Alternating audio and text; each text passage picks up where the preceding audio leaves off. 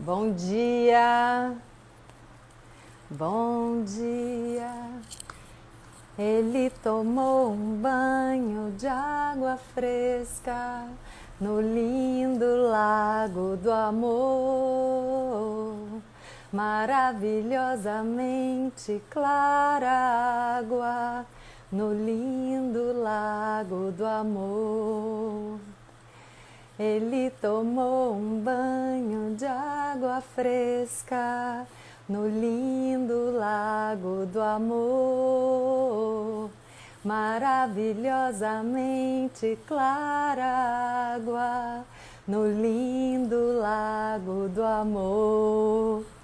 Bom dia, amados! Eu tô cantando essa música porque eu acabei de assistir uma aula do João Roquette falando da água. E aí eu lembrei dessa música incrível do Gonzaguinha. Eu vou colocar aqui o título desse encontro: Viver no Campo. Que delícia, gente! Aí eu publico aqui. Vamos fixar. Gente, então, hoje eu vou receber esses convidados muito especiais, o João Roquette e a Tatiana, um casal lindo que eu comecei a escutar há mais ou menos uns 10 dias e eu não paro mais de escutar, de assistir as lives, de assistir os vídeos no YouTube, porque eles estão fazendo um serviço muito bonito, que é transmitir a experiência deles de transição da cidade para o campo. Principalmente a Tatiana morava em São Paulo, né? Na nossa maior cidade brasileira. E foi para o campo e fez essa transição e está vivendo no campo e com muita competência transmitindo essa experiência dela. O João, não sei se viveu sempre no campo, vamos saber disso agora, mas o fato é que eles dois têm muita experiência e muito prazer de compartilhar essa experiência e tem esse propósito de ajudar as pessoas que estão fazendo essa transição. E hoje em dia tem muita gente querendo fazer essa transição, né? Então eu vou aqui chamar eles logo para a gente não perder tempo, começar essa conversa. Cadê? Rama, que é a página deles. Deixa eu ver se eles já entraram, né? Porque eu fui tão pontual que eu nem sei se eles entraram. Acho que ainda não. Ai, ai. Eu vou esperar eles solicitarem para entrar aqui na live. Ó, ainda não entraram. Então, eu comecei há uns 10 dias. Entraram? Me fala aí, tá? A Paty da fanpage tá aqui. Me ajuda aí a entender se eles já estão aqui na live para eu chamar. Enfim, deve ser pela página da Rama, né? Que é a página deles aqui no Instagram, sobre permacultura. E eles estão fazendo nesse momento, o João Roquette e a Tatiana. Bom dia! As pessoas estão chegando aqui, eu fico querendo falar com todo mundo. Eles estão fazendo esse trabalho nesse momento de instruir as pessoas, assim, com uma dedicação impressionante nessa transição da cidade para o campo. Tem muita gente querendo fazer essa transição e não sabe nem por onde começar. Deixa eu ver aqui. Pronto. Me ajudem aí. Na hora que eles entrarem, vocês me avisam, tá?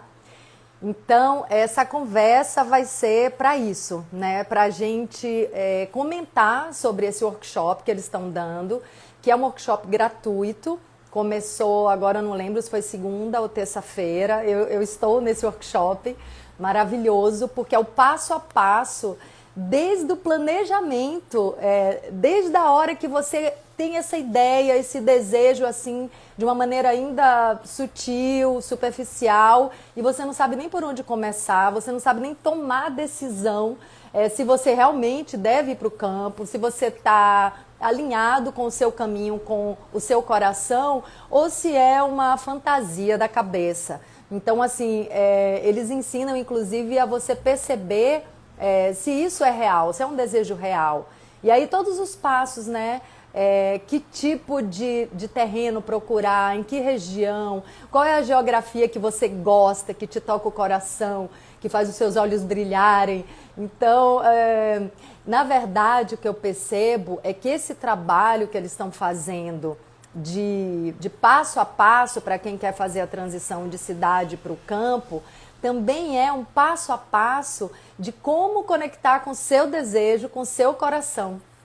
Então, é isso, né? A gente está muito distanciado da nossa essência, da nossa natureza profunda.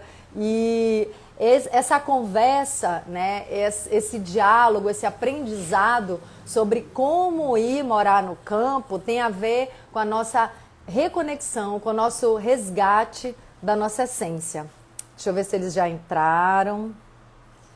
Vamos ver. Eu não perguntei se eles iam entrar pela rama, mas eu acho que é. Bem, vamos aguardar. Como é que vocês estão, gente? Estou muito feliz de estar aqui conversando com vocês para trazer esse assunto. Deixa eu ver aqui. Damião falou, Ingra, como vai o Pantanal? Oh, gente, esse assunto é um assunto lindo e triste ao mesmo tempo, né? Lindo porque o Pantanal é um bioma dos mais ricos do planeta, né? E tá aqui, né, na nossa nação. Entraram? E o lado triste dessa história é o incêndio. Entrou para... Ah, tá. Obrigada, Paty. Me salvou aqui. Pronto, entraram. Chamava.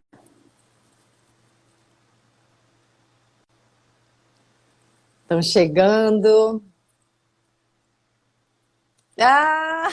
Oi, Oi, Bom... Ingra. oi, Oi, queridos! Bom bom dia! dia. Que alegria falar com vocês! Sabe que eu já me sinto assim, meio amiga de vocês. É uma sensação muito boa. Vocês estão me ouvindo bem? A imagem tá tudo ok? Tudo Super perfeito, bem. perfeito. Ai, que bom, maravilha. Então, eu estava até falando aqui com as pessoas, né, sobre esse encontro lindo que eu tive com o conteúdo de vocês, com os ensinamentos. Há mais ou menos uns 10 dias, eu me conectei com a página de vocês aqui no Instagram, comecei a assistir as lives e aí, né, naturalmente, me conectei com o workshop que começou, agora eu não lembro se foi segunda ou terça, acho que foi terça, né? Sim, E aí estou encantada com esse workshop, com esse passo a passo das pessoas que querem fazer a transição, né? Eu conheço, então, só apresentando aqui para quem é da minha página, essa é a Tatiana e o João Roquete. Vocês moram no Sul, não é isso? isso, na fronteira com o Uruguai. Que maravilha! Sabem que eu morei em Porto Alegre por 11 anos? Olha só. Ah, Eu fui casada com um gaúcho, o meu filho é gaúcho. Ah, Então é muito interessante. E aí eu percebo que nesse momento tem várias pessoas que eu conheço que estão com esse desejo, assim, que estão com uma inquietação e uma insatisfação de morar na cidade e com esse sim, desejo de entender minimamente como poderia fazer essa transição. Eu sim, sim. percebo, eu percebo que é um sonho que habita muitas pessoas, cada vez mais, mas as pessoas não sabem nem por onde começar. Então, eu cresci em sítio, né? Assim, a vida me trouxe para um convívio diário com a natureza, em muitos momentos da minha vida, né? Eu cresci num sítio, eu tô nesse sítio, cheguei aqui anteontem, meus pais vivem aqui até hoje, há mais de 40 anos. Então, se a gente puder, depois a gente já está planejando uma live para eu mostrar o quintal aqui da minha mãe, que tem tudo que é tipo de fruta. Então, eu cresci com esse convívio e essa lida com a natureza, essa abertura para os ciclos da natureza, essa sensibilidade com a mãe natureza, me acompanhou para o resto da vida, né? Uhum. Então, criei cavalos, fui morar no interior de São Paulo, criando cavalos. A vida me trouxe o campo e a natureza em vários momentos, mas muita gente nunca teve esse contato, não sabe nem por onde começar. Então, sejam bem-vindos e podem falar à vontade, a casa é de vocês. Obrigado, Ingra, por esse convite, né? E a gente fica muito contente que você esteja aproveitando esse conteúdo, né? E eu vou aproveitar o gancho do pessoal aqui, porque muita gente ficou postando nas nossas postagens que eles lembravam da Ana Raios é Trovão. E aí agora estão falando aqui que a gente é parecida. É uma honra para mim, porque você é uma musa maravilhosa, né? Eu sei que a gente não é parecida. Assim, eu acho que a gente é bem parecida. Mas, enfim, e aí eu estava lendo uma coisa sobre o Pantanal que dizia que você era perfeita para trazer a imagem de uma mulher guerreira, de beleza rústica e ligada à terra, né? E eu acho isso maravilhoso. Tem pessoas que acham que a beleza tem que ser outra beleza, tanto que a gente tem essa propagação muito da loira. A gente sabe, não que as loiras não sejam bonitas, elas são tão lindas que estão sempre aí, né?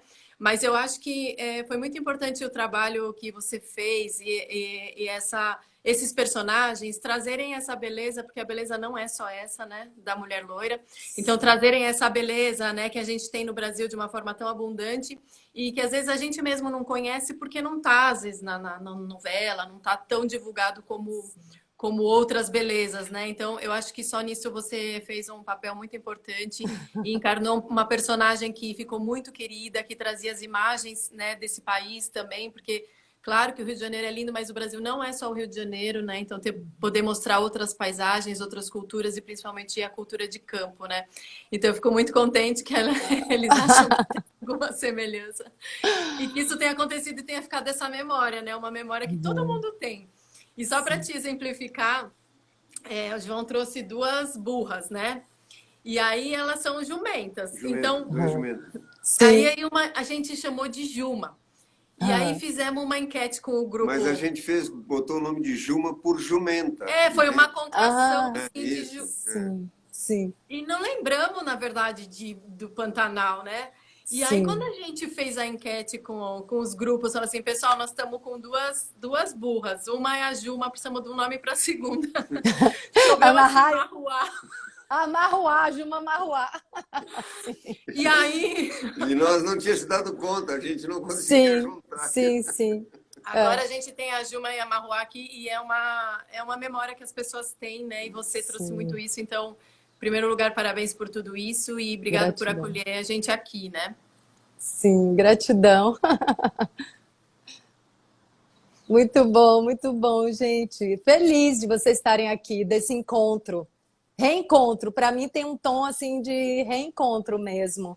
E a dedicação de vocês de atenderem as pessoas. Eu estou vendo nesse dia a dia dessa semana como vocês se colocam, né, para tirar todas as dúvidas e mesmo fora dos conteúdos oficiais, atender cada um e, enfim, tirar dúvidas mesmo, né, essa disposição, essa abertura.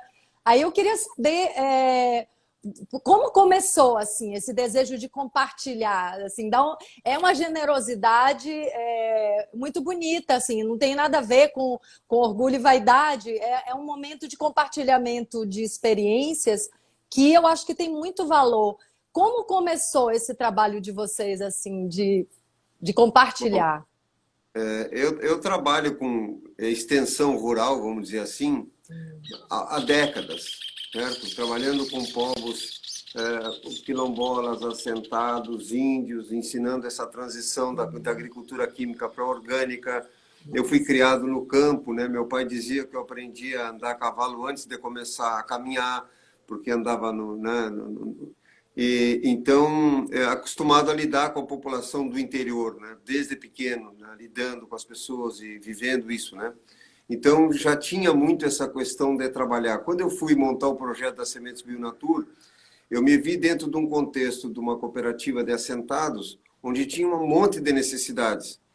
E aí, tipo assim, o pessoal diz, olha, tu vai ter que dar aula. Eu digo, como dar aula? Eu nunca dei aula, eu nunca dei palestra, nunca fiz nada. Não, mas não tenho. Na média aqui, a pessoa que mais tem informação para passar é tu e tu. E eu comecei a encarar isso, encarar. E por fim me mandavam para uma cidade, para outra cidade, para outro estado, para outro lugar. E eu comecei a ter que falar, explicar a importância das sementes. Estava toda a briga dos transgênicos em 98, em 97, né? E eu tinha começado a estudar sobre transgênico em 88, muito preocupado com tudo isso. Aí eu escrevi uma proposta para trabalhar isso, né? Então, cria uma coisa de você, meio que você está sempre se doando com isso. Você está sempre tentando fazer com que as pessoas...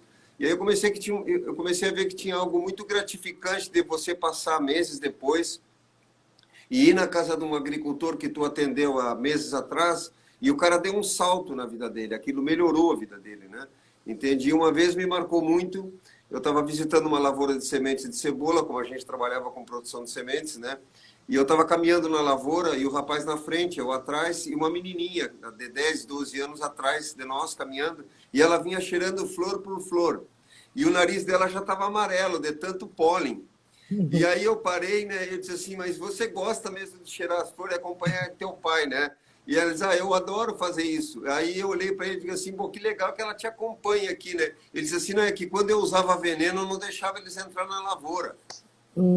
E aí aquele dia eu me derreti, assim, eu fiquei, né, me tocou muito aquilo. E aí eu fiz uma série de fotos, cada foto com um contexto que aconteceu durante um longo tempo de trabalho, e acabei mandando essas fotos com um pouco desses textos para uma fundação americana, pedindo um apoio para o projeto, né, das sementes, né? E eles mandaram, então foi tudo. E aí então tem uma coisa comigo disso, assim, eu acho que é importante, assim, por isso que a gente tem dito para as pessoas assim de entrar em contato, porque mesmo além de um curso, eu tenho um compromisso, ou seja, é uma coisa que eu acredito, isso que eu faço, compreende?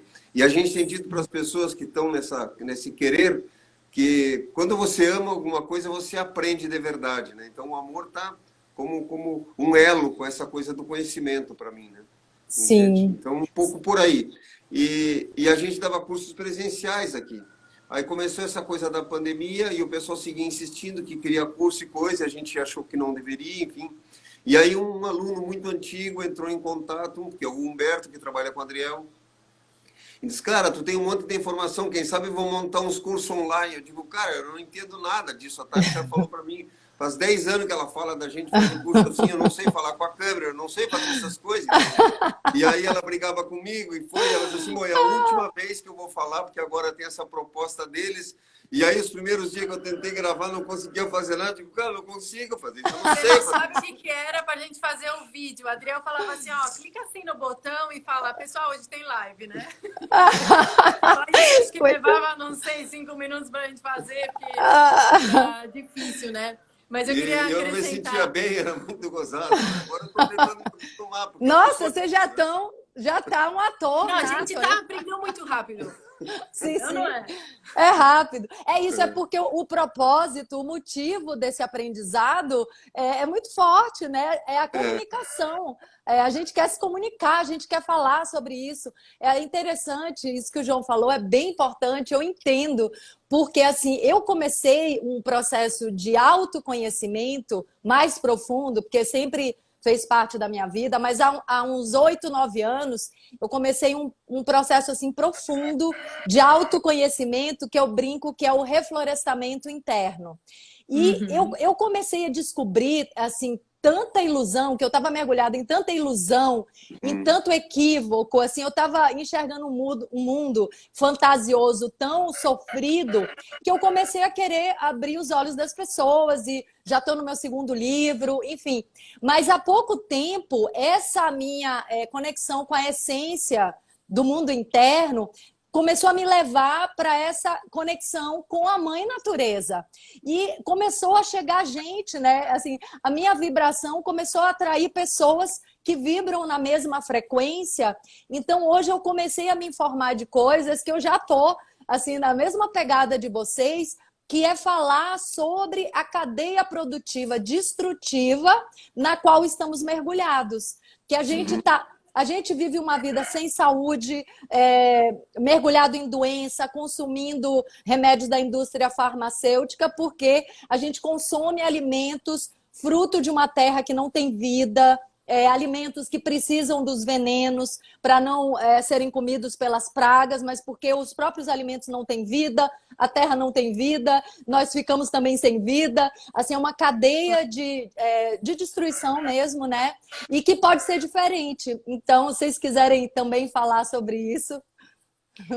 Eu acho que é importante, só para complementar um pouco o que o João falou e que tem a ver com o que você está dizendo, mas antes de entrar no assunto mesmo, você teve um processo seu, né? E aí isso, você está expressando esse processo no seu livro, no seu trabalho, em tudo isso, né? Então eu acho que a nossa questão de ensinar, de compartilhar, é porque a gente só fala disso, a gente fala de viver no campo, a gente fala da galinha, a gente fala... Porque realmente o que a gente vive, né? E quando isso chega num ponto de transformação interna tal que você se compromete, que você não vai mais fazer outra coisa, você está comprometido com você está comprometido com o que você acredita, então você não vai fazer outra coisa, portanto você não vai falar de uma outra coisa, né? Você vai falar daquilo de diferentes formas, mas vai falar sempre daquilo. E, de fato, a gente inicia o curso falando sobre os campos, né? Porque a história é viver no campo. E a gente entende campo como um espaço. Espaço é onde a gente pode preencher com alguma coisa, né? Como um copo tem espaço, como um vaso tem espaço.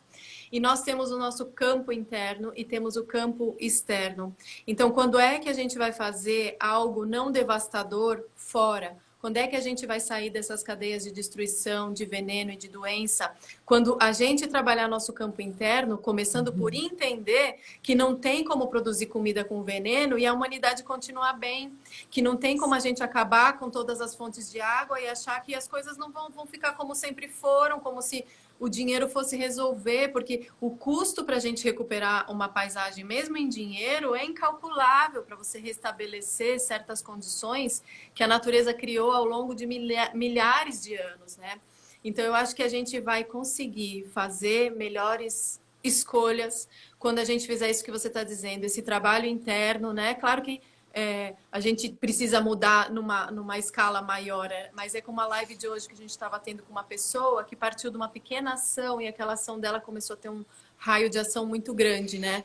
Então, realmente as coisas começam em nós e é isso que faz diferença para a gente mudar essas cadeias, seja com o consumo, seja com a produção, seja se informando e participando de redes. Tem 1000 formas de participar, mas precisa começar a se informar. Sim, é isso que você falou, Tati, é tão importante, né? Porque você falou assim, para recuperar uma natureza destruída, né? Um bioma destruído, uma área destruída, é muito dinheiro. Então, assim, essa medida de valores, né, como se o dinheiro fosse capaz de qualquer coisa, e, na verdade, a própria natureza, ela tem o poder de autorregeneração.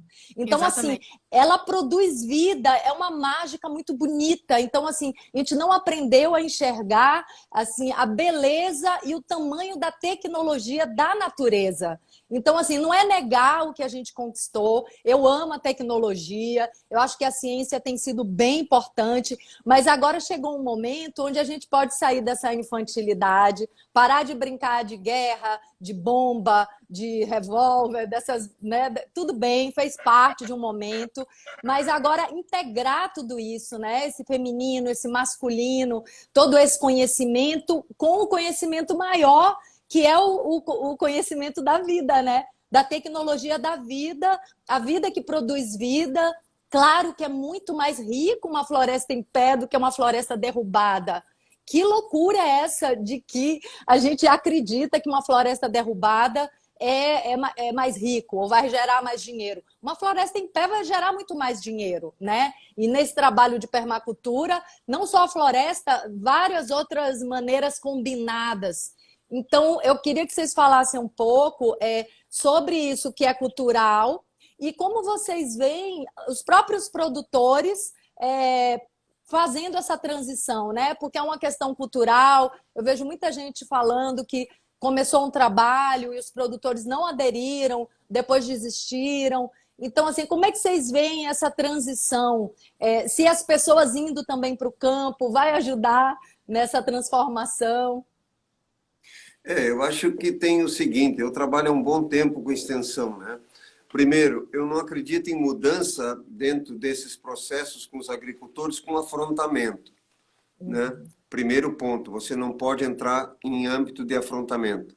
Há um tempo atrás, a gente fez um trabalho para a Fundação Luterana, uma consultoria, em várias comunidades, em 6 municípios. Num determinado município, eram trabalhos diferentes em vários lugares, né? Envolvia todo o campo da permacultura, era uma coisa itinerante que nós estávamos fazendo. Num determinado lugar, era exatamente esse ponto, era a transição. Todos os agricultores produziam com veneno e entregavam produtos para uma escola, para as escolas do município. Aí eu comecei o trabalho lá, marquei uma reunião, a primeira reunião, alguns não foram, né?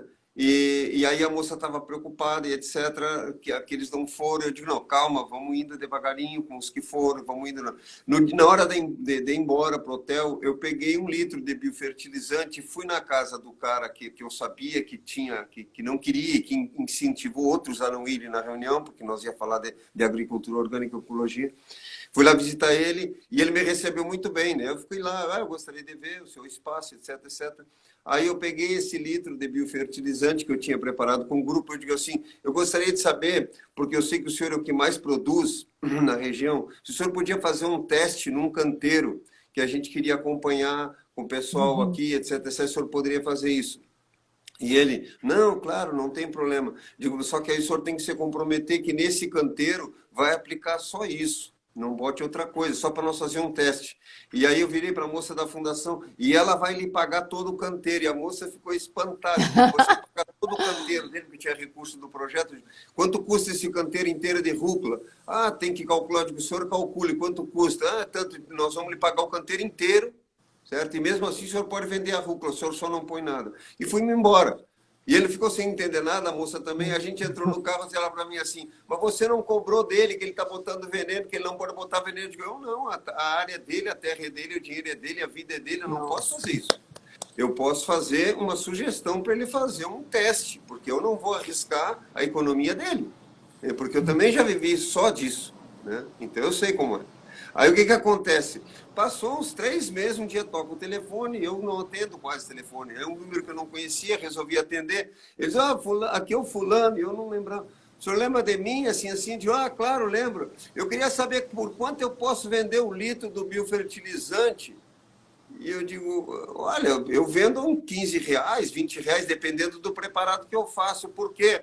Não, aquelas rúbricas que eu plantei com aquilo, eu consegui colher em 28 dias e as outras eu estou colhendo com quase 40, eu estou fazendo para vender. Entende? Então o que a gente estuda também ao longo do tempo, e você está acompanhando o workshop e vai ver assim, o curso, enfim. A questão toda, porque a informação existe. O que a gente percebe, o que eu percebo, cá na minha ignorância, é que é a forma com que a gente trata a informação. Essa que é a questão. Informação tem, você vai numa biblioteca, hoje na internet tem toneladas. É o que a Tati dizia outro dia. Por que fazer o curso? Você pode nem fazer um curso, compra o livro, então. Só que é o seguinte, o que você pega o livro? Você estuda o livro, aplica aquilo, e aquela aplicação gerou uma experiência. Então, o que eu vou passar para as pessoas, o que nós estamos passando para as pessoas é uma parte de uma experiência a partir de uma informação aplicada. Essa é a diferença. Aí que está a diferença. Então, assim, o pessoal acha bonito a coisa de agrofloresta, aí vai tentar aplicar com as pessoas. Qual a experiência que você tem com isso? De quantos anos? E você vai ver que aí está um pouco frágil. E aí é difícil tu implementar uma coisa dessas, né? Por quê? Porque o cara não vai arriscar o negócio dele, nem deve, né? Então, tem que trazer muita segurança para fazer isso, certo? Sim. Então, o que eu penso é isso. Primeiro, nunca entrar em embate, certo? Porque eu vejo que tu gasta uma energia gigante fazendo embate com as coisas, né? E aí tentar ver um método, certo? Uma forma, uma chave para que possa fazer essa mudança. A gente tem dito nas lives, enfim, que o mundo está aí como está. Como é que eu mudo o olhar com relação a ele? Esse é o ponto. Como é que eu faço as pessoas mudarem o olhar com relação às coisas? Se nós conseguirmos fazer isso, aí nós vamos fazer a transformação. Então, por isso que a transformação começa em cada um de nós. E não vai começar no Congresso. É ilusório pensar que nós vamos começar uma mudança pelo Congresso. É ridículo pensar isso. Não, sabe, tem tudo a ver com o que eu penso também, com o que eu sinto, porque é o momento da gente se responsabilizar. Isso, Então, assim, isso. não cabe mais nem a gente ser vítima, nem a gente apontar o dedo para o outro. Outro dia eu estava escutando uma pessoa falar uma coisa e caiu uma ficha maravilhosa. O professor Carlos Nobre, um cientista, né, pesquisador enfim, da ecologia profunda e tal, ele falou uma coisa. Ele falou várias coisas interessantes, mas ele falou uma coisa que me abriu uma percepção que eu falei, gente, o plano do universo, o plano divino, o plano da natureza, seja o nome que a pessoa queira dar, esse plano maior é perfeito. Porque ele falou o seguinte, hoje a gente tem um governo federal, pelo menos, que não está nem aí para o meio ambiente, para a ecologia, e fala isso declaradamente, ele nem disfarça. Então, é um momento que a gente tem que fazer cada um por si. Quando ele falou aquilo, eu falei, gente, olha a perfeição do plano maior. Nesse momento, não, a gente não pode colocar na mão de alguém essa responsabilidade, porque esse alguém já falou, não quero saber disso. Isso. Então, é perfeito para cada um abraçar a sua responsabilidade nisso tudo, né? Primeiro, não querer consumir alimento com veneno, começar a ter consciência disso, porque eu, pessoalmente, que sempre tive conexão, né, com as coisas, né, com natureza, enfim, com plantar e comer, eu mesma não estava mais me questionando tanto sobre isso. É muito fácil, né? Você vai no supermercado e compra. Então, nós alimentamos esse sistema. Então, parar para pensar é o primeiro passo da mudança, né? E aí, se Tati também quiser falar sobre isso. Não, com certeza. A gente, agora você falou parar de ser vítima, né? E isso é uma coisa, um ponto crucial, porque realmente a falta de maturidade está em acusar os outros pelas coisas que acontecem nas nossas vidas, né?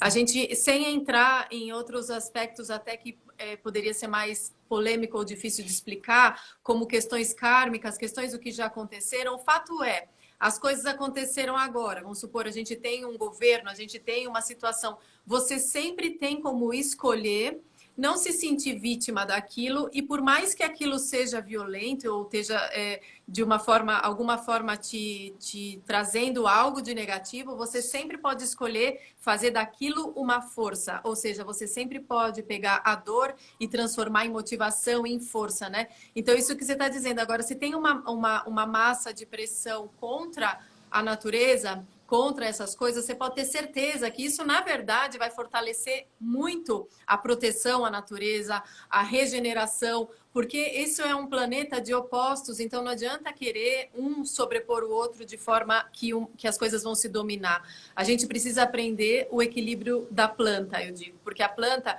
a gente costuma desenhar a planta com o chão e a planta para cima, né? Mas a planta ela existe para baixo na mesma proporção ou às vezes maior.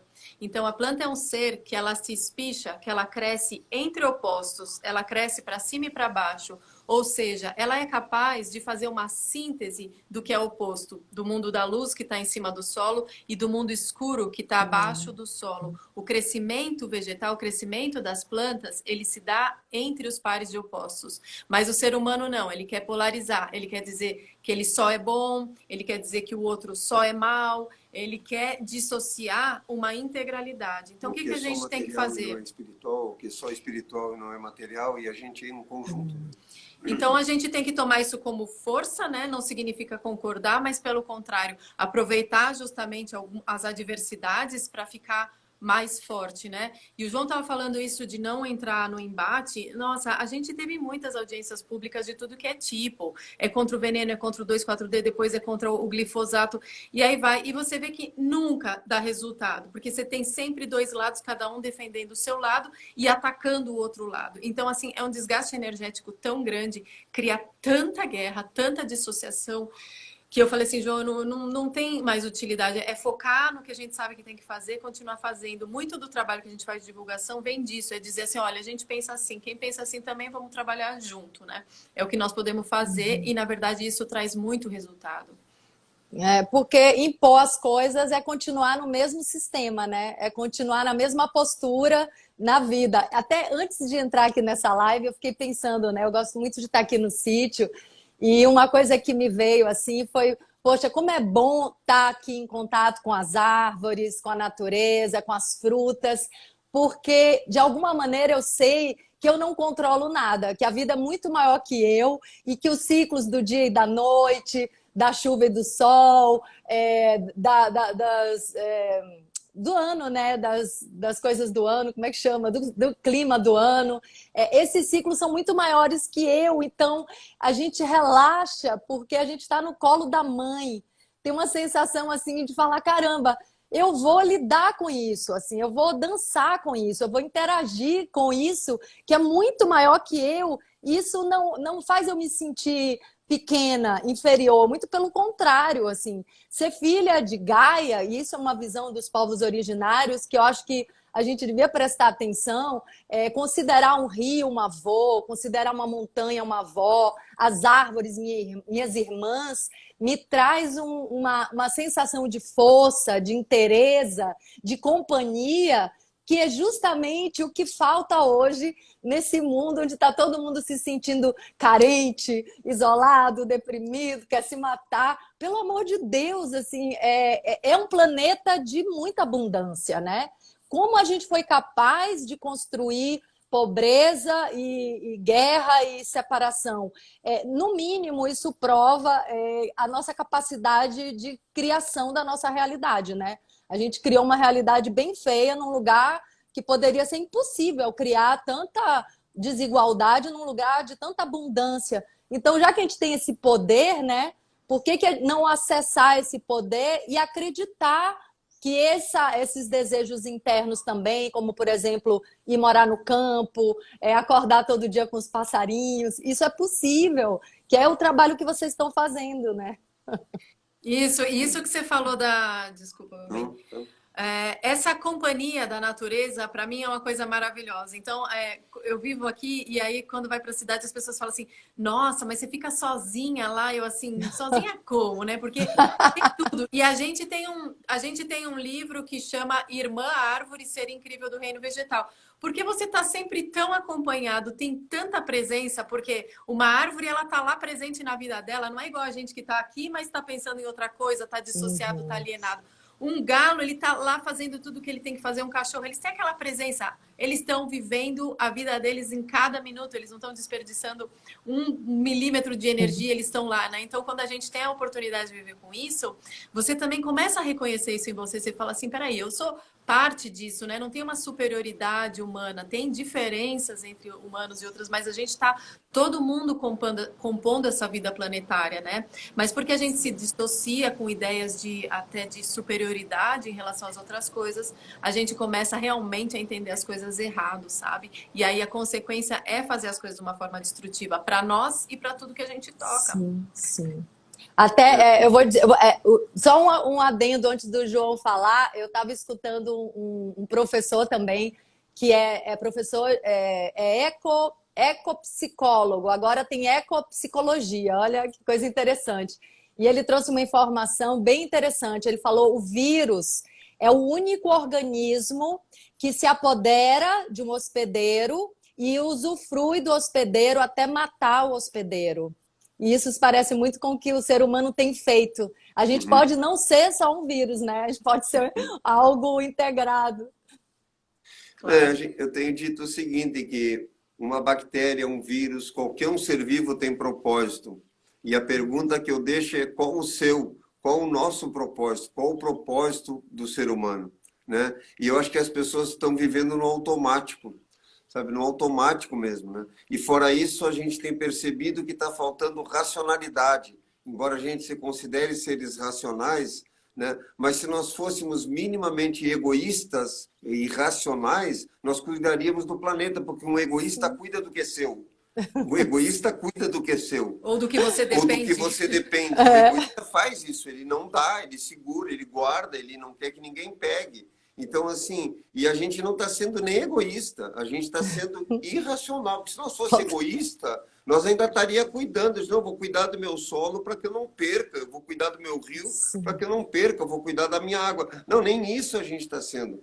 Então, eu vejo que existe, assim, muito forte uma irracionalidade. ou seja, de defecar na água, de cometer todas essas barbáries. Eu brinco assim, que se viesse uma nave, né, e tivesse um ser evoluído olhando aqui para baixo, ia botar a mão na cabeça e dizer, pô, o que os caras estão fazendo?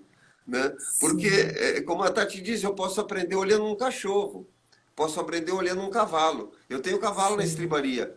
Os animais defecam geralmente sempre no mesmo canto, certo? Ele não defeca na beira do coxo, onde ele vai comer e vai ficar sentindo o cheiro das fezes dele, entende? E aí o que o sujeito faz? Bota um porco num chiqueiro, encerra de um jeito que o animal acaba deitando por cima das próprias fezes. Nenhum bicho faz isso. Nenhum animal deita em cima das próprias fezes, né? Então, qual a nossa racionalidade com relação a isso, né? As criações de suínos, por exemplo, comerciais, industriais, que se chamam, enfim, né? Eles pegam e separam a porca dos filhotes, porque a porca deita em cima dos filhotes, porque ela não está no campo, ela não faz ninho. No campo ela faz ninho com palha, né? E dentro de um lugar fechado ela não tem como fazer isso. Então ela acaba deitando às vezes em cima do filhote. Então aí, como eles não percebem isso, eles separam. Aí a porca tem excesso de calor, porque ela está num processo de receber os leitões, e os leitões têm frio. Então aí eles aquecem o piso do leitão e dão um antitérmico para a porca.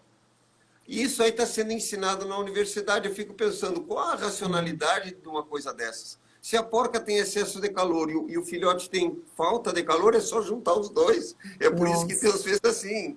E aí, quando a gente fala dessa maneira, parece que eu, por ser agricultor, vou ser estúpido. Não, isso é o mínimo, né? Eu fugi de 3 cursos universitários porque eu achava tudo tão absurdo quando começavam a explicar essas coisas, que eu digo, eu vou enlouquecer aqui dentro, eu tenho que sair daqui. Porque eu achava essas informações uma coisa tão absurda, eu digo, cara, mas não é uma coisa lógica. Meu Deus do céu! Por que eu vou botar... Outro dia nós estávamos aqui com um pulgão numas macieiras, né? E eu disse para a Tati, vamos esperar mais uns dias, ver o que acontece. Claro, você não deixa chegar até o prejuízo, pode usar um biofertilizante, pode usar qualquer um preparado, etc, etc. E aí fomos segurando. No 5º dia, né, que a gente tinha observado, teve um ataque de joaninhas. Quantidade de joaninhas. As joaninhas começaram a comer os pulgões. E aí, por fim, as joaninhas já começaram a se multiplicar. Mesmo que eu tivesse feito uma intervenção ecológica de um produto, de um chá, de qualquer coisa, a gente sabe 1000 receitas, eu trabalho com isso a vida inteira.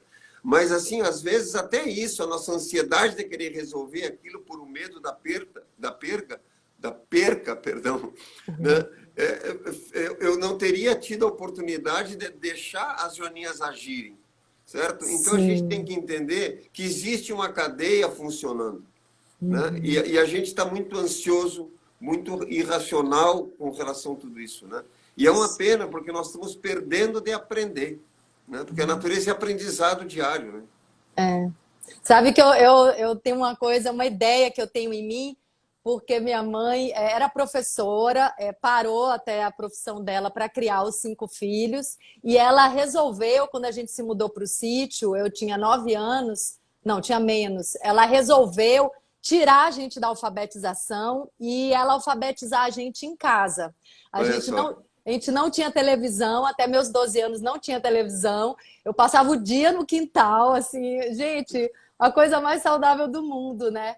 E é isso, assim, eu sempre achei que a melhor maneira de ensinar as crianças seria levar todo mundo para a floresta, sabe? Tudo bem, tem várias matérias, assim, mais uma vez, eu nunca acho que a gente tem que brigar com ciência, com tecnologia e nem com capitalismo, mas equilibrar tudo isso, né? Assim, ser minimamente inteligente, porque eu acho que a gente não está sendo inteligente, né? Isso, então, assim, isso. Levar as crianças para aprender debaixo de uma árvore, meu Deus, assim, claro. O que uma árvore tem para nos ensinar. Aí esse mesmo professor Carlos Nobre, ele trouxe nessa palestra um outro dado também que eu fiquei impressionada da riqueza que nós somos aqui no Brasil, na Amazônia. Ele falou que 10 mil metros quadrados, né? Enfim, mais ou menos um campo de futebol, tem mais diversidade de árvores do que em toda a Europa. 10 mil metros quadrados na Amazônia. Tem mais biodiversidade. Eu falei, gente, como a gente não enxerga a riqueza disso? Sabe, assim, é produção de tudo, produção, inclusive, de fármacos, de remédio, sabe? Assim, é vida produzindo vida, como a gente não enxerga isso, né? Aí a gente não enxerga, eu acho que é porque a gente também... a nossa vida é o quê? É no shopping, é essa artificialidade que a Tati falou, citou, né? Assim, tudo é artificial, a cara é artificial, o cabelo é artificial, a gente, né? Nossa motivação de dia a dia, muitas vezes, é ir no shopping comprar roupa. Então, assim, é difícil mesmo vibrar em outra frequência, porque o coração tá empedrado, a sensibilidade tá longe, né? A gente não sente mais as coisas, né? Não sei. Mas você vê, que tem coisas que não são tão recentes também. Se você pega assim, as colônias italianas que vieram para o sul do Brasil, quando chegaram na Serra Gaúcha, e derrubaram abaixo tudo e plantaram trigo, certo? Porque trigo é amido, ou seja, vieram da cultura europeia que planta trigo. E aí, onde eles estavam, é a grande mata de araucária. E araucária, o pinhão é amido. E tu tem muito mais amido por metro quadrado, ou por hectare, ou por 10 mil metros, como você falou que é 1 hectare. Eu tiro muito mais amido, certo, a partir de araucárias do que uma lavoura de trigo. Com menos trabalho, porque eu não tenho que derrubar toda a mata e a árvore é perene, todo ano ela vai dar. Então, essa leitura não foi feita. Eles vieram e trouxeram, que é o que a gente brinca do rinoceronte pintor. O rinoceronte pintor, quando ele pinta sempre um chifre no quadro, porque ele enxerga um chifre na frente. Então, o cara vem da Europa e vem com o chifre dele na frente. Aí ele pega tudo que é lugar, ele quer reproduzir igual o ambiente que ele veio. Aí que está. Entende? Então, quando a gente sai para dar uma consultoria, eu brinco com a Tati. Eu não posso ir com o chifre do rinoceronte. Imagina, eu faço trabalho na Amazônia. A Amazônia, para o lugar que eu moro, é totalmente diferente. Sim. Isso aqui é campo aberto, não tem floresta, ninguém botou abaixo, é assim, né? Porque a Pampa é um terreno aberto, só tem matas ciliares, que vem de cílios, né? Então, quando eu vou para lá, eu tenho que tirar o chifre do rinoceronte, eu tenho que ver a partir do que eu estou vendo. E para isso a gente fala de leitura da paisagem. Então, no curso a gente incentiva muito a leitura da paisagem, ou seja, como é que eu leio uma paisagem a partir dela, não a partir de como eu vejo ela. E isso é um exercício de humildade muito interessante, porque eu tenho que fazer, como é que diz nessas tecnologias de computador, deletar, né, vamos dizer assim, a informação que eu tenho, certo? Para tentar ler aquela informação que está ali. É um exercício muito interessante, né, de você fazer, porque eu preciso ver como é aquilo, né, e não como eu acho que aquilo é. E é uma coisa até um pouco difícil de explicar, né? Mas, por exemplo, nós aqui estamos num ambiente onde tu tem 50, 60 espécies por metro, só que é uma floresta pequena. Ou seja, tudo campo, ou seja, aqui é estepe, né? Nós estamos numa estepe, o Pampa Gaúcho, né? Certo? E as pessoas vêm para cá e acham que um dia foi floresta, há milhões de anos atrás foi floresta isso, né? E a Pampa concentra mais diversidade por área. Ai, que amor, gente! O João disse que ela tem que chamar xereta, porque ela faz isso. Ai, gente, que coisa mais linda! É uma fofa. Que fofura! Como é o nome dela? Então, ela chama Dolly e a gente fez uma... Porque é a coisa da mídia, né? A única ovelha que todo mundo conhece é a Dolly, que é aquela ovelha que foi clonada. Então, ela chegou aqui já com nome, porque aqui ninguém dá nome para os bichos, no campo normal. Às vezes, até para os cavalos, eles não dão nome. A gente, depois, quando tiver tempo, falar a importância de dar nome para os bichos, né?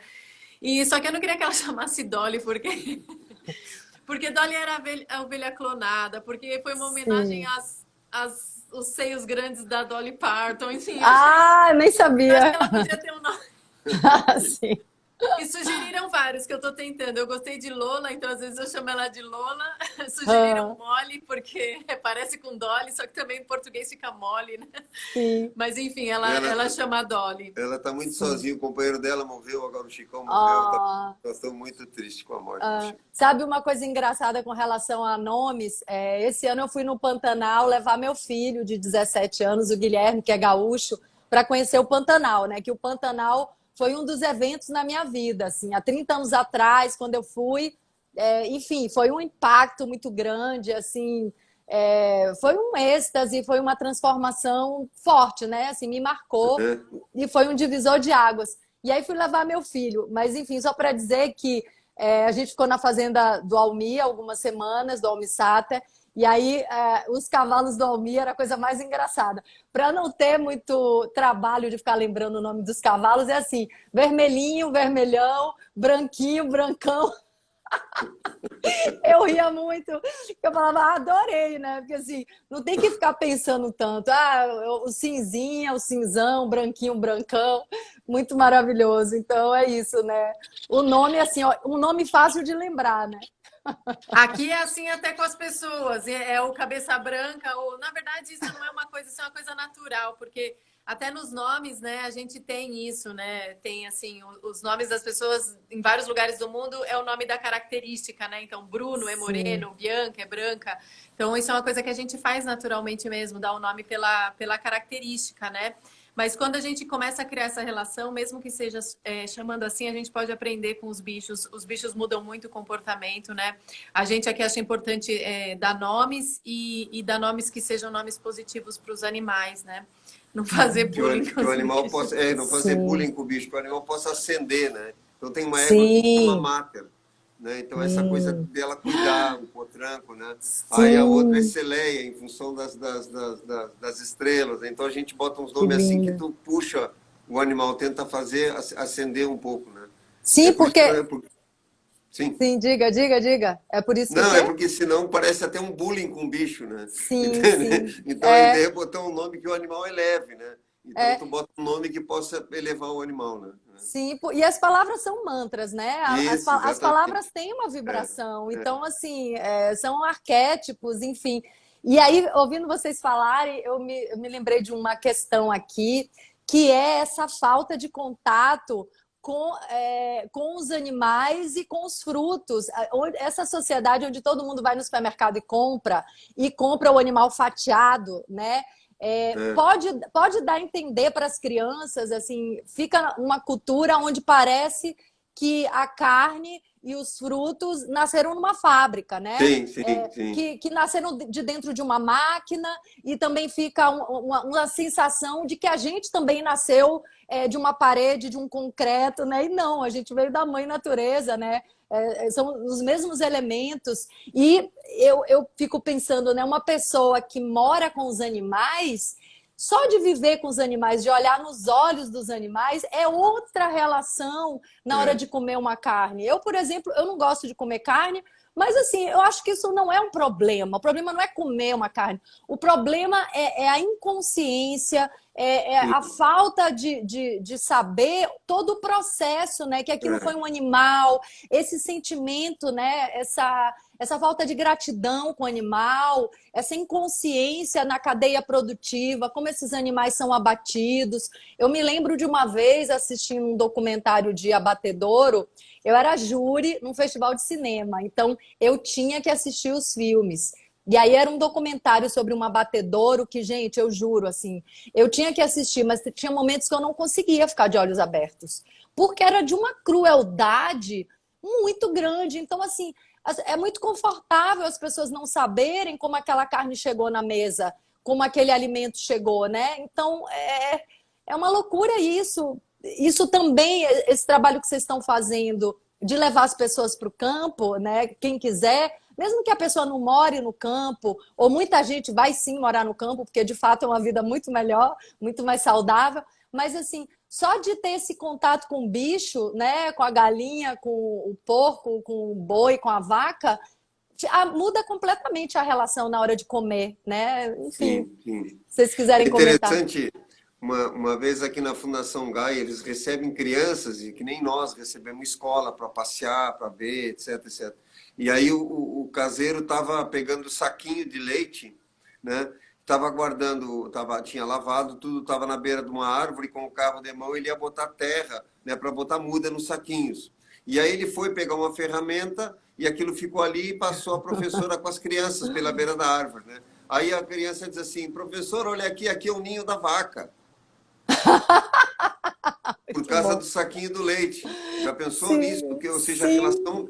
Aí a outra diz assim, olha ali, professora, tem uma laranja pendurada numa árvore. Claro, como é que eles Então, vão saber?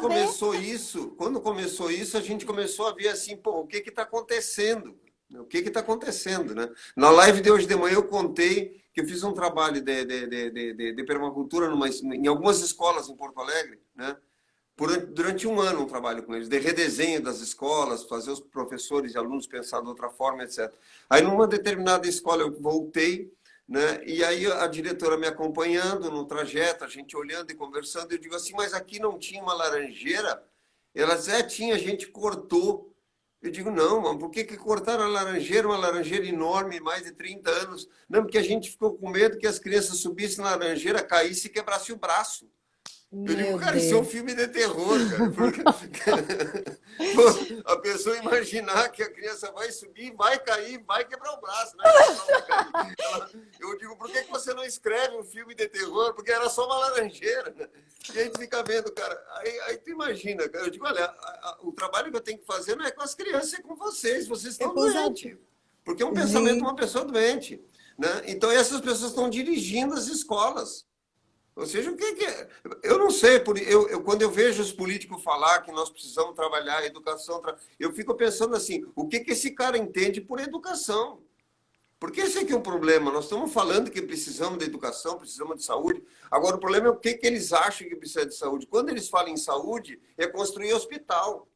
Ou seja, o plano de saúde é você plano comer de bem. doença. É É plano o plano de doença. Sim, esse é um plano de doença. Então eu brinco o seguinte, né? Que quem não é visto não é lembrado. Eu evito ir ao hospital, evito ir em cemitério e em polícia. Essas três coisas. Agora, por último, eu vou incluir bombeiro, que nós tivemos que ir lá no bombeiro para pegar as autorizações agora de incêndio. Digo, em bombeiro vão fazer pela internet, porque eu não quero nem incêndio, nem polícia, nem hospital, né? E nem polícia. Então, o que acontece? Tem uma falta de conexão com isso no nível que isso já está posto dentro da cadeira escolar. Então, eu não sei, a transformação que nós estamos fazendo é muito grande. Né? É muito grande. E é por isso que a gente acha que tem que ser a partir da gente mesmo, porque eu não sonho em mudar o Congresso, né? A menos que eu fosse assumir a presidência da República, aí outra coisa. Bom, não te aconselho esse desafio aí, não. Pois é, vou seguir plantando aqui, andando a cavalo, que é melhor. Sim, o que seria importante é, por exemplo, você tem essa história de criação, talvez uma fase da sua vida no campo, e muitas pessoas têm essa história, e na realidade, quem quiser pode pesquisar, né? As pessoas que tiveram esse tipo de educação têm um desempenho muito melhor até para ingressar na faculdade depois, ou seja, a gente está criando as crianças de uma maneira muito desconectada, e aí elas perdem o pensamento de processo, elas perdem, na verdade, a capacidade de concatenação lógica. Então, elas não são eficientes na faculdade, e a gente acha que a faculdade é que vai fazer as pessoas serem capazes para estar no mundo, e não é verdade. Então, a gente precisa conhecer mais essas histórias de educação no campo. Tem muita gente que não vai para o campo porque acha que a criança vai perder por não estar nesse tipo de escola, né? Na verdade, é o contrário, ela vai ganhar muito porque ela vai poder observar processos que são essenciais e que vão ajudar a cognição dela para ela poder compreender que as coisas têm um processo. E aí fica muito mais fácil entender outros processos, processos psíquicos, processos de produção, processos políticos. Por quê? Porque você tem uma cabeça para enxergar processo, né? E a educação não, ela é toda fragmentada, cada professor dá um pedaço da informação, não tem um professor que junte tudo aquilo numa lógica e muitas vezes nem que diga qual é a aplicação prática que tem aquilo no mundo. Então, na verdade, a gente vem de uma educação, tá já com algumas gerações de uma educação super protetora, que é isso, não pode ter raiz de árvore na calçada, porque a criança pode cair, não pode ter árvore, não pode subir, não pode sujar a mão, e que tem uma dissociação, um descolamento do ambiente e da natureza muito grande, né?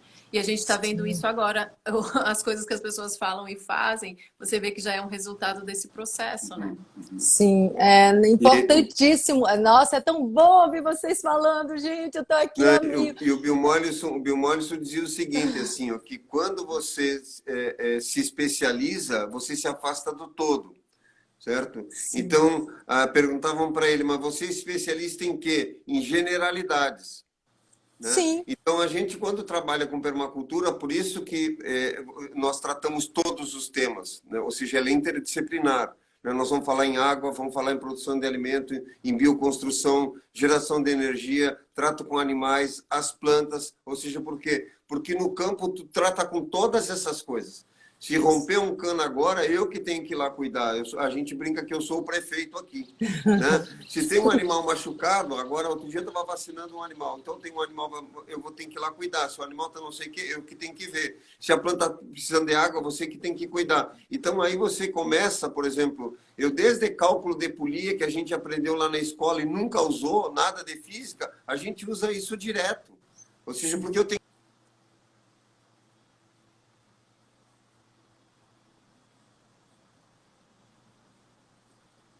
Eita, travou aqui para mim. Eles travaram, né? Travou para vocês, gente? Gente, eu tô aqui numa alegria com essa conversa. Que conversa maravilhosa. Não sei se eu travei ou se eles travaram. Caíram. Ah, eu vou esperar eles voltarem para a gente se despedir desse casal incrível. Eu ainda quero perguntar umas coisinhas rapidinhos. Deixa eu ver rapidinho, deixa eu ver se eles voltaram. Ai, gente, eu tô aqui num êxtase com esse casal, com a Tati e com o João. Cadê eles, meu Deus?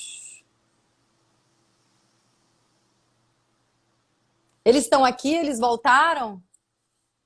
Voltem aí, Tati e João, para a gente falar só mais um pouquinho aqui.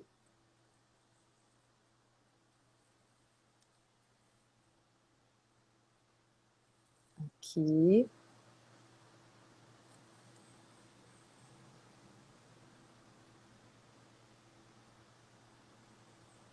Ah, muita energia. Então, Ah, que bom! Eu fiquei preocupada da minha internet ter falhado, porque Foi aqui a a gente está. nossa. Ai, que bom, porque aí vocês voltam, a gente segue mais um pouquinho. você É, consegue salvar a live? consigo, consigo. É, a gente não precisa passar muito, porque ela já passou de 1 hora. É. A gente pode falar só mais um pouquinho, porque assim, gente, eu tô em êxtase assim com essa conversa. Eu acho que a gente tem que fazer muitas lives, porque é isso, né? É o trabalho de cada um mesmo. Vamos cuidar É. da nossa vida. Vamos ser prefeito da nossa vida, vamos governar a nossa vida. Claro. É, então, assim, assim, esse autogerenciamento, eu vou falar uma coisa, contar uma coisa para vocês, que não é me achando melhor, não, do que qualquer pessoa, graças a essa educação, né? Essa visão dos meus pais, né, sobre a educação dos filhos. Minha mãe até ter abandonado a carreira dela, nem acho que isso é uma boa ideia, mas assim, para educar os filhos dentro de um sítio, com toda essa mentalidade, essa visão do poder da mãe natureza, de como é uma escola plena, né, que nos ensina não só matérias específicas, mas nos ensina a ser e a estar no mundo, e a sentir, e a interagir com o nosso coração, com a nossa alma, a transcender nossos limites, cair, quebrar um braço e dar conta disso, pisar na terra, pegar bicho de pé e dar conta disso. Então, Claro. graças a essa educação, o meu filho, gente, todas as férias eu levo o meu filho para o meio do mato. Meu filho é de cidade grande, ele cresceu na cidade grande. Então, assim, é maravilhoso que ele conhece o mundo inteiro, o pai leva ele para o mundo inteiro, eu acho isso, assim, uma bênção, mas eu sou a pessoa que leva ele para o mato. Então, assim, é o mato de São Luís, é o mato, enfim, do Maranhão, é o mato de Goiás, é o mato do Rio Grande do Sul, é o mato do Rio de Janeiro, o mato de São Paulo, assim, eu só enfio meu filho no mato. Porque eu acho que isso é que traz essa plenitude. Assim, para vocês terem Sim. uma ideia, no início da quarentena, ele começou a tocar baixo. O pai é músico, né, gaúcho, o Duca Lendecker, vocês devem conhecer, porque, enfim, ele é bem conhecido aí.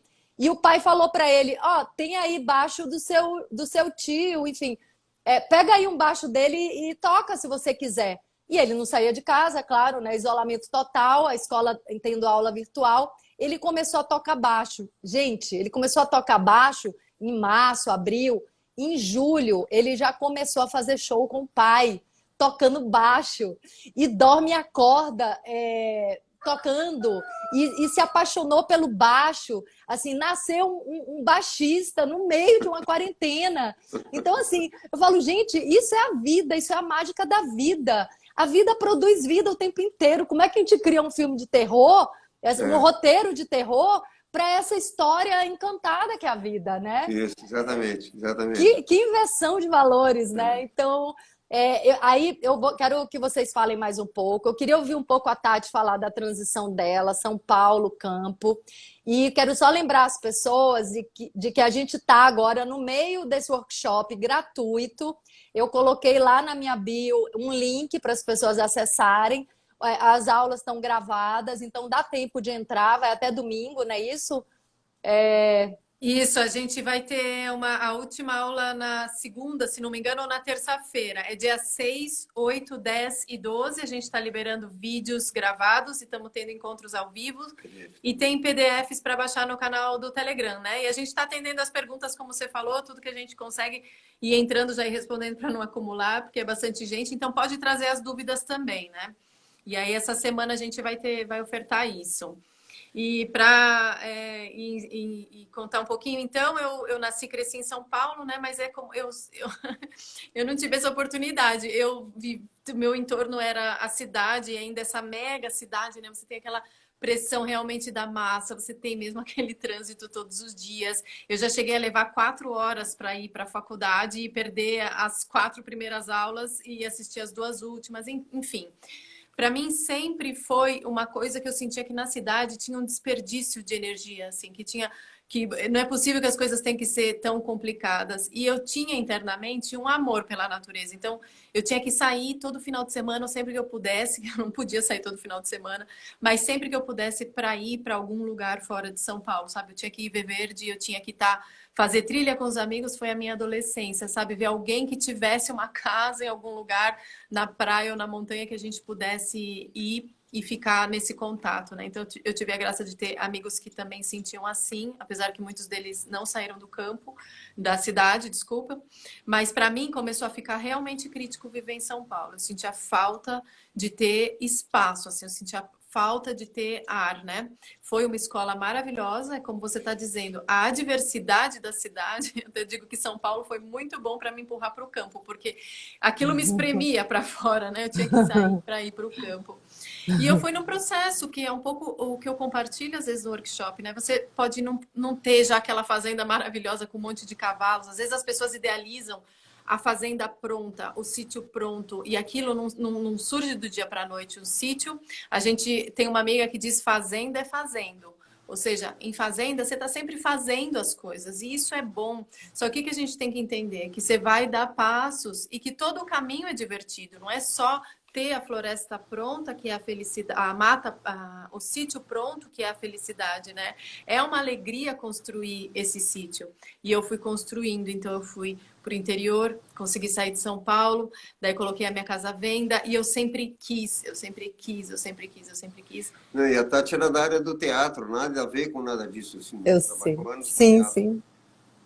Tem a ver porque tem a sensibilidade, né? Tem a ver porque tem uma sensibilidade. Mas, claro, e é aquela história que a gente está falando que os assuntos não são separados. Todo mundo é parte da natureza. Se você está no ponto top da tecnologia trabalhando com isso não quer dizer que você não pode ir para sua horta tirar algum alimento ou no mínimo saber como isso é feito, fazer isso por diversão, o que seja, mas você entender que o ambiente natural que te cerca é o que te sustenta como espécie, é o que te sustenta no básico, né? Porque tudo que a gente faz com a tecnologia, ou seja, para a gente ter essas torres, por exemplo, de transmissão, aquele mineral, aqueles materiais, todos saíram da natureza, não tem nada que veio de outro lugar, né? Na verdade, tudo veio daqui. Então, não existe essa ideia de que tem uma tecnologia que tem um mundo separado da natureza. Na realidade, não tem. O que a gente perdeu foi essa visão de processo, né? Se a gente pegasse e falasse o telefone, mostrasse de onde que veio esse vidro, de onde vieram esses minerais que estão aí dentro, como é que esse sinal está sendo transmitido, como é que uma torre está recebendo. Então, tudo, na verdade, tem a ver com a natureza, né? E eu fui dando esses passos, aprendendo muito. Até que eu conheci o João, eu rezava, tinha vezes que eu chorava, assim, que eu queria plantar, que eu queria estar no campo. E tinha pessoas na minha volta que falavam assim, você é louca, você vai jogar o teatro, tudo. Eu tive uma companhia que foi muito bem, assim, né? Que que fez um bom trabalho. Ele dizia, você vai largar tudo isso para plantar batata? Eu digo, eu quero plantar batata. Eu não respondia, mas dizia, no fundo eu sentia que sim, que era o que eu queria. E quando eu conheci João, eu conheci não só a agricultura, mas eu conheci a permacultura. E aí, eu não sei como está sendo para você e para as pessoas, mas quando a gente conhece a permacultura, realmente é um portal. É o estado da arte de viver na natureza. É realmente como fazer essa paisagem de uma forma harmoniosa, sabe? Como criar tudo de forma que você se sinta integrado e que você integre as coisas, né? Tem praga? Integra. Vamos manejar. Tem pulgão? Então vem. Vamos que a Joaninha já vai vir, nós já vamos equilibrar. Ou seja, é uma coisa que cria um organismo agrícola, ou seja, um todo inteiro, né? E isso tem a ver com o que você falou, que é responsabilidade, assumir responsabilidade pela própria vida, é cuidar das coisas com as quais a gente tem relação, cuidar das coisas que nos dão as coisas, né? Isso aí do vitimismo, né? A gente acha que está muito impregnado o Brasil com vitimismo, né? De culpar governo, esse ou aquele outro, culpar o outro, o vizinho, o pai, a mãe, o tio. Ou seja, é demais isso, entende? É uma coisa de fraqueza isso. Imagina, uma Alemanha foi destruída depois da guerra, se ergueu. O Japão, depois da bomba atômica, se ergueu. Ou seja, nós temos então que pegar e nos erguer. Ou seja, tem que sair desse estado que eu não posso, que eu não tenho, que eu não sei do que, não sei quanto, e dar um salto nisso, entende? A gente tem que vencer isso. Eu vejo muita fraqueza nisso, na verdade. E às vezes passa uma ideia como assim, como um movimento intelectual de pessoas que são muito espertas que estão questionando as coisas. Ótimo, você também tem que questionar, né? Mas assim, eu acho que tem que ter uma inteireza de ver assim, onde é que está a minha culpa nisso tudo, onde é que está o meu erro nisso tudo. Entende? Então, as pessoas nunca fazem isso, né? Eu tenho que ver qual é a minha parte que eu não estou dando, né? Então, a parte que eu posso dar é o exemplo que eu posso construir. Porque um conselho ajuda, agora um exemplo arrasta. Se eu tenho um exemplo, nada mais forte que um exemplo, né? Eu contei outro dia, né, que teve um cidadão aí que estava se candidatando à vereança e eu fui numa festa, o cara sentou do meu lado pedindo voto e conversando comigo. Ele fumou 1,5 maço de cigarro conversando comigo. E eu não fumo. Né? E ele bebeu uma barbaridade. Por fim, ele já estava trocando as palavras todas e insistindo naquilo. Eu digo, rapaz, com todo carinho a sua pessoa, você faz 2 horas que está aqui conversando comigo, me pedindo para eu lhe apoiar. Você fumou 1,5 maço e não pensou em nenhum minuto que eu não fumo, que eu estou me incomodando com a sua fumaça. Bebeu a ponto que já está perdendo até o senso. Ou seja, qual é o teu exemplo para ser um vereador?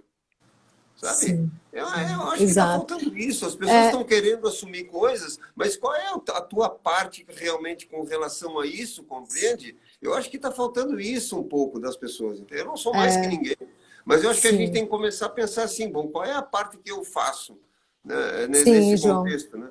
Porque aí eu vou lá para um lugar, para uma plateia, vou lá e faço um discurso sobre sustentabilidade, volto para casa e ligo um chuveiro de 10 mil watts. Certo? Sim. Eu vivo uma vida num apartamento do 18º andar, pego um avião e vou para não sei aonde. Ou seja, então assim, bom, o que nós estamos falando e o que está sendo realidade do que a gente está falando? Senão não é justo. Né? Não é justo com a informação, não é justo com várias coisas, né?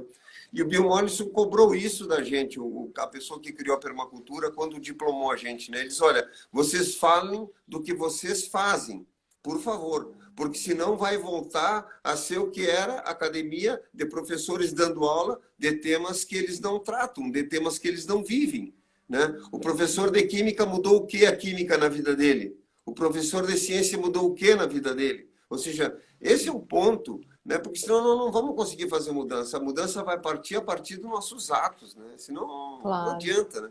Entende? É como eu fazer agora um desfile de casaco de pele e falar que eu vou começar a proteger os animais. Ou seja, nós temos que ter um pouco de bom senso, né? Coerência, né? Coerência. João, Né? isso que você está falando é tão importante. Eu falo em todas as minhas lives isso. Que a gente se ficar no lugar de vítima é entregar o nosso poder para o outro. Isso, assim, exatamente. É botar na mão do outro, porque o outro é responsável pela minha vida. Assim. E eu tenho aprendido, aliás, na visão sistêmica, já, enfim, há 20 anos, que toda relação, 50% em qualquer relação, 50% é de um lado e 50% é do outro. Não tem, isso é uma lei universal. A gente não aprende sobre as leis universais, né? Então, assim, a gente tem que assumir a nossa parte de responsabilidade. E aí, quando a gente pensa dessa maneira, né, que a gente quer o nosso poder de transformação, que nós não somos vítimas, isso não significa ver as coisas e ficar quieto e não falar. Mas significa uma maturidade emocional até para lidar com isso. Porque você não vai se inflamar, você não vai ficar tirando pedra, você não vai ficar produzindo essa negatividade que só alimenta o corpo de dor do planeta, essa vibração, esse incêndio nos corações que agora está queimando lá no Pantanal, porque é um espelho, né? Claro, assim, reflexo. tudo isso. É um reflexo. Então, assim, eu vou paralisar o louco que está ali machucando todo mundo, vamos paralisar, vamos segurar ele, mas eu não preciso ter ódio desse louco. Eu posso olhar para ele e entender que ele está louco, que ele está inconsciente, e a gente vai ter que tratar ele. Ele vai despertar um dia, né? Cada um tem o seu tempo, eu tenho que trabalhar no meu despertar, né? Se a gente ficar exigindo que o outro desperte, é uma grande distração. Eu falei isso outro dia, eu falei, gente, cada vez que a gente condena alguém, que a gente julga e condena, a gente está se distraindo do nosso trabalho nessa vida. Assim, é uma distração, não tem exceção. Julgou o outro, condenou o outro, está distraindo do trabalho que tem que fazer. Então, assim, eu quero passar a palavra para vocês. E a gente está com 1h15. Eu fico preocupada de passar muito e não conseguir salvar. Então, tá na hora do almoço, né, Ingrid? Também, eu estou aprendendo com esse casal lindo, incrível, que fala coisas tão sábias, sobre como a gente pode, até não tendo dinheiro e não tendo uma terra, fazer essa transição. São muitas saídas, tem arrendamento, tem várias coisas práticas que a gente não falou aqui, porque o workshop traz isso, é um workshop gratuito, e a gente falou aqui de coisas muito mais importantes, ao meu ver, que é a visão de tudo isso, né? É a postura diante da vida. Então, eu vou passar a palavra para vocês finalizarem como quiserem. Ingrid, eu quero te agradecer. Te chamei de Ingrid agora. Briguei de manhã, a manhã inteira com o João para ele não te chamar de Ingrid, porque ele falou 10 vezes isso, porque ele tem uma amiga Ingrid. Agora, meu perdão. Tranquilo, imagina. Quero te agradecer pelo espaço, né? Por a gente poder compartilhar essas coisas que são tão importantes. Eu acho que você faz parte, uma peça importante nesse discurso, né? Nesse movimento que a gente está fazendo, de usar as adversidades todas as coisas que estão acontecendo de ruim, para se levantar, se reerguer, regenerar essa natureza, né? Na verdade, não é a gente que salva a natureza, ou a gente se salva a si mesmo, ou a gente vai sucumbir nesse processo todo de incompreensão, né? Eu também vejo como você, as pessoas, às vezes, se a gente vê uma coisa de uma forma melhor, eu olho alguém fazendo de uma maneira, aquilo tudo é muito mais digno de compaixão do que de ódio, né? Aí a gente que se envenena com os conflitos, com tudo isso, por isso que a gente sempre diz que permacultura é solução, a gente sempre trabalhou na ponta da solução, a gente nunca está compartilhando a notícia das desgraças e tudo mais, porque um que fere muito e aquela ferida às vezes é pior, porque é o que você falou, aí você se distrai, em vez de você pegar aquilo, então eu pego, né, aquela coisa e falo assim, então, agora isso é combustível para a gente fazer melhor, para a gente fazer mais, né? E eu acho que essa live, esse nosso encontro é uma oportunidade da gente fazer isso, né? Olhar para o que é positivo, olhar para o que são as soluções, não se distrair, se manter comprometido com o que a gente escolheu e não tem mais nada para fazer na vida, né? Isso que a gente fala. O que mais você vai fazer na vida? Faz o que você acredita, vai certo naquilo, confia, não fica com medo de cair da árvore, de tropeçar na raiz, porque vai acontecer mesmo, isso é bom, é porque você cai que você consegue se levantar, né? Então eu acho que a gente tem que agradecer as adversidades também, porque elas são grandes degraus para a gente crescer quando a gente vê dessa forma, né? E isso é muito bom, estudar as leis, estudar as regras desse planeta, porque não tem nada melhor do que viver de acordo com elas, porque elas são regras de abundância, são leis de proteção, são leis de amor, que é a força que agrega todo esse universo. Então, por que não viver com toda essa grande oferta que o universo faz pra gente, né? É isso. Muito obrigada mais uma vez. Gratidão! Sempre bem-vindos aqui à casa de vocês. Gratidão, Tati, João. João, pode falar, sua palavra. Eu já contei essa história. Teve uma vez que foi muito cômodo, me convidaram para um seminário. Eu já dei tanta palestra em tanto lugar, né? E aí o pessoal dá um certificado. Aí convido você para falar de bioconstrução, te dar um certificado de arquiteto, outro te convida para falar, não te dá um certificado de agrônomo, e as pessoas ficam achando que você é um monte de coisa, né? Eu não sou nada disso, né? Aí eu fui num seminário uma vez e estava todo mundo muito bem apresentado, pessoal de gravata e coisa, era um seminário internacional, e começaram a ler as titulações das pessoas todas. Aí quando chegou a minha vez, o rapaz pediu para eu colocar como é que eu me apresentava. Eu digo, olha, esse é meu nome, bote agricultor. Mas só isso, eu digo, você acha pouco, cara? Produzir comida é tão assim, né? Então tu faz o seguinte, eu disse para ele, e eu bem sério, né? Porque essas coisas tem que falar sério, né?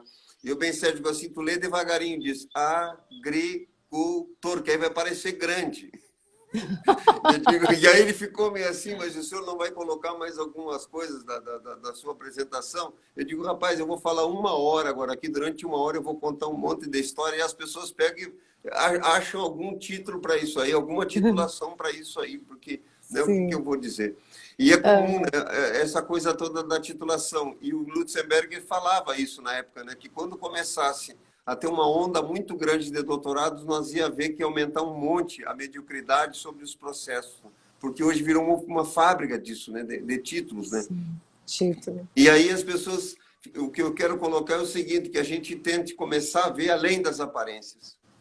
Sabe? Além das aparências. É isso que nós estamos precisando, né? Ou seja, outra é um sentido de gratidão. Eu conto para a Tati, toda vez na minha vida que eu tive um sentido verdadeiro de gratidão, verdadeiro, ou seja, de um dia olhar e agradecer ou pela água, ou por um gesto de um amigo, ou por qualquer coisa. Quando existe um sentimento de gratidão verdadeiro, você espera que naquele dia ou no outro dia te acontece algo de muito positivo.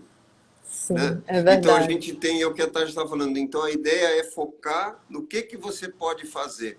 Focar no que pode fazer. Se vai fazer uma crítica sobre alguma coisa, o que você pode fazer por aquilo? Eu, quando comecei o trabalho das sementes, tinha um grande movimento contra transgênico na época, certo? Eu nunca fui botar fogo em lavoura transgênica, tirar pedra em não sei o que, nunca fiz nada disso. 1000 convites eu tive. Eu ia para o campo, treinava os agricultores a produzir a sua própria semente. Passei anos fazendo isso. E maravilhoso. aí, então, hoje tem um resultado do projeto da Sementes Binatura e outros bancos de sementes que a gente ajudou a montar, que é uma coisa verdadeira, palpável. A semente está ali, você vai e planta. Se eu tivesse feito fogo, ou queimado, ou quebrado, seria mais um a fazer um protesto desses. E essas empresas estão com tudo isso no seguro. Claro, pode sair na mídia, achar que é uma coisa interessante, que fulano foi lá, fez isso, mas o que importa mesmo é o que você planta e colhe. Certo? Isso é o que importa. Na vida. Na vida, isso, né?